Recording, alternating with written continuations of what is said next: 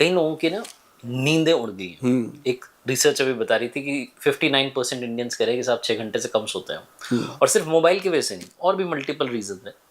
कुछ को नींद ही नहीं आ रही है, टेंशन बहुत हो गई है, तो जे नींद आ जाए सुकून से, इसका कोई फंडा बता दो आप। एक बढ़िया चीज बताऊं, आज ही करके देखना। ठीक है। चाहे आपको नींद आती है चाहे नहीं आती, मैं आपको बताता हूँ, सारे लोगों को मैंने बताया, मैं खुद भी करता हूँ। ठीक है। आप जब बिस्तर पे लेटते हो, आप सर रखते हो पिल्लो पे, ठीक है, रोज उस पे सर रख देते हो।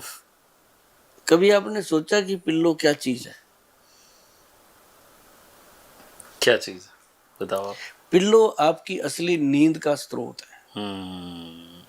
जब आप उस पे सर रखते हो तो एक बार उल्टा होके पूरा मुंह उसमें डाल दो, ऐसे घुसा दो। हाँ घुसा दो, घुसा के उससे बात करो। मैं करता हूँ।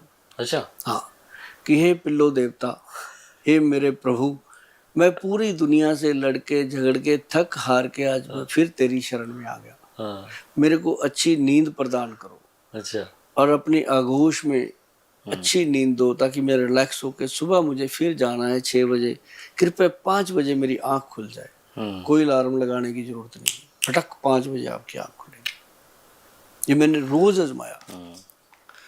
बेसिकली ग्रेटिट्यूड शो करते हो आप। हाँ, है ना।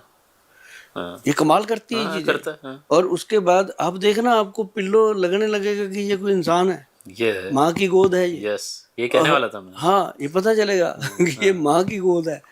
आप उसको जब क्योंकि आप जो अपना सर कहाँ रख के चैन लेते हो, या माँ की गोद में, राइट, या फिर उसमें गर्लफ्रेंड की गोद में, और बीवी की गोद में तो बंदा रोता ही है रख के। उसमें सुकून लेने की बजाय रोने लग जाता है। माँ ही पूछती है सर में हाथ फेर के, बेटा कुछ खाया था? बीवी भी पूछती है। वो कभी कभी पूछती है। नहीं पूछती है, कभी कभी पूछती है। वो इतना जरूर पूछती है, क्या खाओगे? हाँ, माँ पूछती है, बेटा क्या खाया था?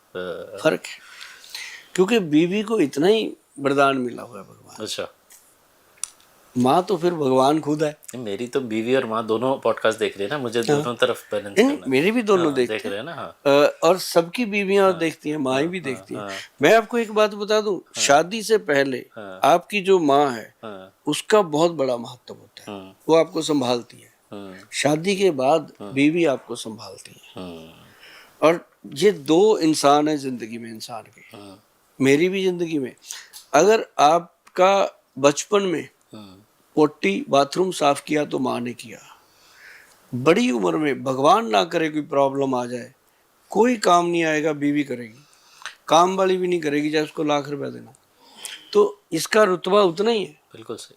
बस इसके थोड़ा शब्दों, माँ को क्या होता है, माँ को बेटे से प्यार होता है, बीवी को थोड़ा स्वार्थ होता है कि अगर इसको कुछ हो गया तो मेरा क्या बनेगा। ये जरूरी है, उसका ये होना भी जरूरी है, तभी अटैचमेंट दोनों की रहती है। आयुर्वेद से अब हम रिलेशनशिप कोच की तरफ चले गए। हाँ, अगर आप इसको देखें तो होना चाहिए। मैं तो लोगों को ये कहता हूँ कि जिस इंसान ने अपनी वाइफ को आई लव यू नहीं बोला, उसने दुनिया में कुछ नहीं किया। क्या बात, क्या बात। हमेशा अपनी माँ को आई लव यू बोलो, अपनी वाइफ को आई लव यू बोलो। किसी ऐसी जगह पे आई लव यू मत बोलो जहाँ चित्तर पड़े। घर पे बोलो। क्योंकि ये जो आई लव यू है ना जी, इसकी शक्ति देखना आप, बहुत पावरफुल है, बहुत पावरफुल है जी। मैं यहाँ बैठा हूँ दिल्ली, हर 2 घंटे में घर पे जाता है मैसेज आई लव यू। हाँ, अभी देख रही है, उसको पता है। उधर से आता है लव यू सो हाँ, उधर से आता है, सेम टू यू, लगे रहो मुन्ना भाई। वो लिखते हैं मुन्ना भाई लगे रहो, लगे हुए हैं भाई।